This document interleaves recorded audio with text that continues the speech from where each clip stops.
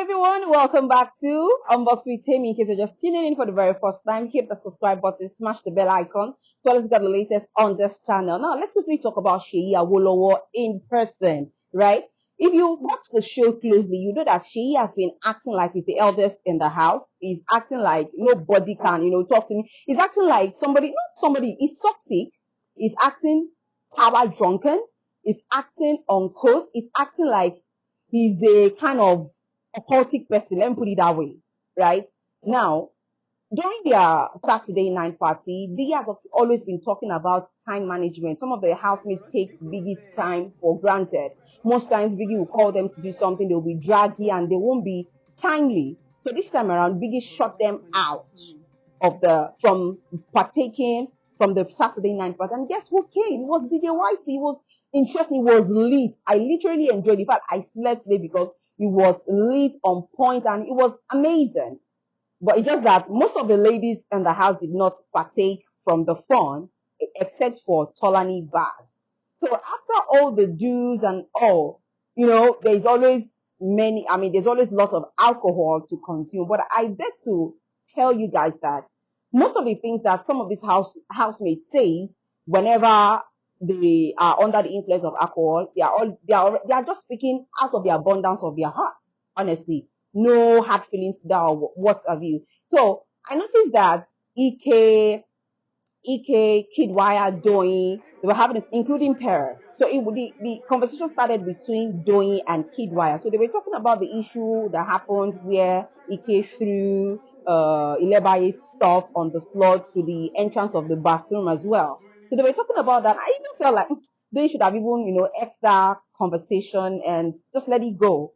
So I think Doyin and Kidwire, they were trying to settle, but Kidwire did not take it cool to the extent that he went to call Pere, Ike, and also, Pere, Ike. So they were now four: Doyin, Kidwire, Ike, and Pere. They were talking, and before you know, Ike took it out of context, and Ike started saying, getting or collecting strike is his brand, and was already getting angry and furious. So you can literally see that Ike was extremely angry. He was raging and could literally do anything. So I saw where Seyi came into the picture, came to call Kidwire that he doesn't play with most of his Pepper Nation, like he says. It was a threat. He threatened Kidwire. Kidwire was made to quickly go, apologize to Ike in bed. It was just crazy, acting like he's a capo in the house. It was even irritating to me. I think that wasn't enough. I don't know what transpired between him and Alex was asking him questions. And before you know what's happening, I think because Alex was tired of so many emotions jamming all up together after the Saturday night party. And before you know, don't hiss at me, I'm old school. He was just acting weird and nuts. Now, the one that got many people talking and a lot of controversies and a lot of comments going up and down, flying on this Seyi's attitude is the fact that he said that he's going to grow his voice. That is, he said good for him that his firstborn is a boy, that he's going to grow his boy to become somebody that runs train on women. In fact, a certain department in the Lagos State, that's Lagos State Domestic Violence and Sexual something department, they condemned that video where Seyi said he's going to raise his boys to run train on girls. That is, you're already building up your children, especially the male ones, to become people that intimidate girls sexually or even harass girls sexually.